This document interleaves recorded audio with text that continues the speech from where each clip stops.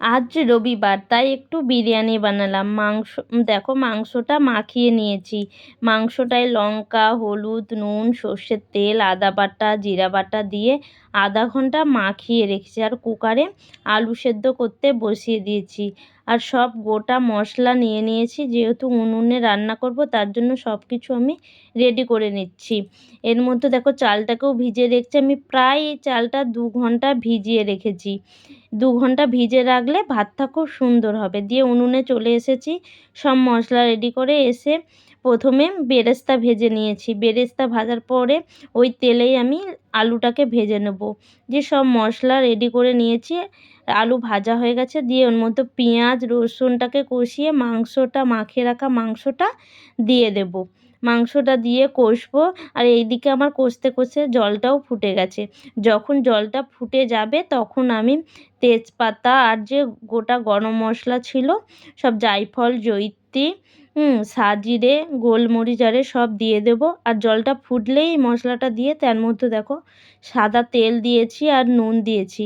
আর জলটা ফুটলেই আমি চালটা দেবো। জল না ফোটার আগে আমি চাল দেবো না, জলটা ফুটে গেলেই চালটা দেবো। দেখো মাংসটা হয়ে গেছে আর ভাতও হয়ে এসেছে।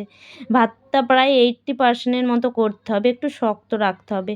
দিয়ে আমি দুধের মধ্যে এখানে মশলা সব জল দিয়ে দিচ্ছি, গোলাপ জল, কেওড়ার জল, মিঠা আতর 2 থেকে 3 ফোঁটা দিয়েছি, বেশি দিলে আবার তেতো লাগবে।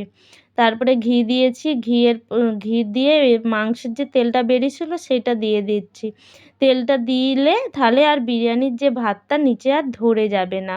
দেওয়ার পরে দেখো ভাত দিচ্ছি, ভাত দেওয়ার পরে ওই জলটা দিয়ে দিচ্ছি। জল দেওয়ার পরে এর মধ্যে বেরেস্তা, ঘি, বিরিয়ানি মশলা, আলু, মাংস সব দিয়ে দেবো। এটা আমি আজকে 3টে লেয়ারে বানাবো, কেউ 2টোতেও বানাতে পারো। আমি আজকে এটা 3টে লেয়ারে বানাবো। দেখো এরকম করে সব দিয়ে এর ওপরে আমি আবার ভাত দেবো।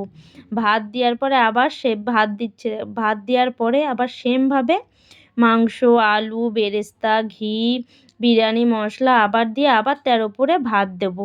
ভাত দেওয়ার পরে দেখো রেডি হয়ে গেছে। এবার আমি এটাকে এঁটে দিচ্ছি ভালো করে। আমার এর ঢাকনা ছিল না বলে আমি এটা দিয়েই এঁটে দিলাম।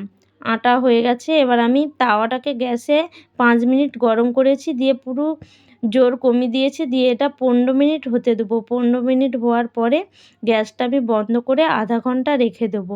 আধা ঘন্টার পরে এবার আমরা খাওয়া দাওয়া করব। খাওয়া দাওয়া করতে আমার ছেলেকে বলছি, দেখ বিরিয়ানি কেমন বানিয়েছে। ও বলছে খুব সুন্দর হয়েছে মাম্মাম। তো খাওয়া দাওয়া আমাদের হয়ে গেছে, তোমরাও বাড়িতে এমন করে বানিয়ে খেও। ঠিক আছে, টাটা।